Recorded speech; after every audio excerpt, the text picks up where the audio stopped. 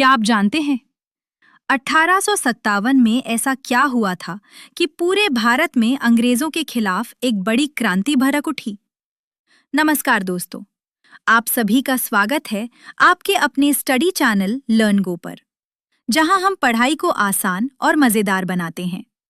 आज हम बात करने वाले हैं भारत के इतिहास की सबसे महत्वपूर्ण घटना 1857 की क्रांति, जिसे भारत की पहली स्वतंत्रता संग्राम भी कहा जाता है। यह सिर्फ एक विद्रोह नहीं था, बल्कि यह वह चिंगारी थी जिसने पूरे भारत में आजादी की भावना जगा दी। उस समय भारत पर अंग्रेजों की ईस्ट इंडिया कंपनी का शासन था और धीरे धीरे अंग्रेज पूरे देश पर अपना नियंत्रण बढ़ा रहे थे। उन्होंने डॉक्ट्रिन ऑफ लैप्स जैसी नीतियां लागू की, जिसके तहत जिन राज्यों का कोई उत्तराधिकारी नहीं होता था, उन्हें अंग्रेज अपने अधीन कर लेते थे। इसी नीति के कारण झांसी जैसे कई राज्य अंग्रेजों के कब्जे में आ गए। सिर्फ राजनीतिक ही नहीं, बल्कि आर्थिक रूप से भी अंग्रेजों ने भारत को कमजोर कर दिया था। किसानों पर भारी टैक्स लगाए गए और उन्हें मजबूर किया गया कि वे अपनी फसल सस्ते में अंग्रेजों को बेचें। भारत के कुटीर उद्योग धीरे धीरे खत्म होने लगे, क्योंकि अंग्रेज अपने देश से सस्ता सामान लाकर यहाँ बेचते थे।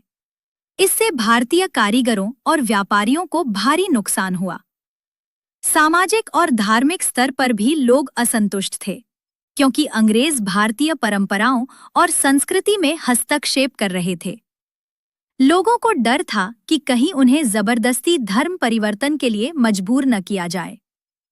लेकिन इन सब कारणों के बीच सबसे बड़ा कारण बना कारतूस विवाद। नई एनफील्ड राइफल के कारतूसों में गाय और सूअर की चर्बी लगी होने की बात सामने आई।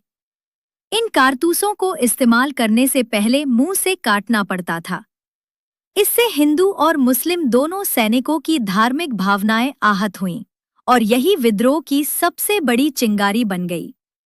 10 मई 1857 को मेरठ में भारतीय सैनिकों ने विद्रोह कर दिया।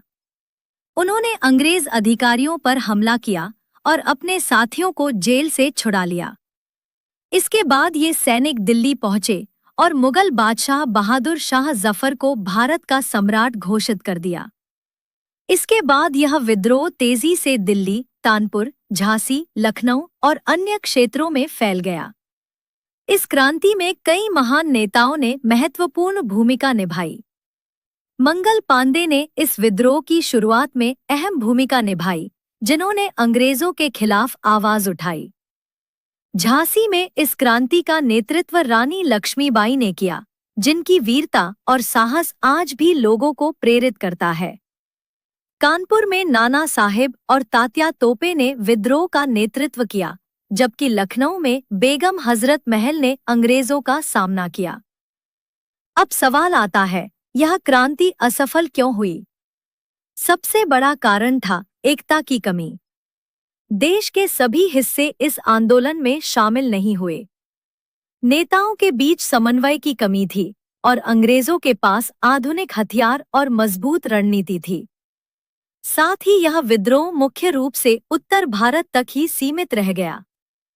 हालांकि यह क्रांति असफल रही, लेकिन इसका प्रभाव बहुत गहरा था। 1858 में ईस्ट इंडिया कंपनी का शासन समाप्त कर दिया गया और भारत सीधे ब्रिटिश सरकार के अधीन आ गया। इस क्रांति ने भारतीयों के मन में आजादी की भावना को मजबूत किया और आने वाले स्वतंत्रता आंदोलन की नींव रखी। तो दोस्तों, 1857 की क्रांति भले ही सफल नहीं हुई, लेकिन यह भारत की आजादी की पहली और सबसे महत्वपूर्ण शुरुआत थी। अगर आपको यह वीडियो पसंद आया हो तो लाइक जरूर करें और ऐसे ही आसान और इंटरेस्टिंग पढ़ाई के लिए लर्न गो को सब्सक्राइब करना न भूलें। मिलते हैं अगले वीडियो में। धन्यवाद।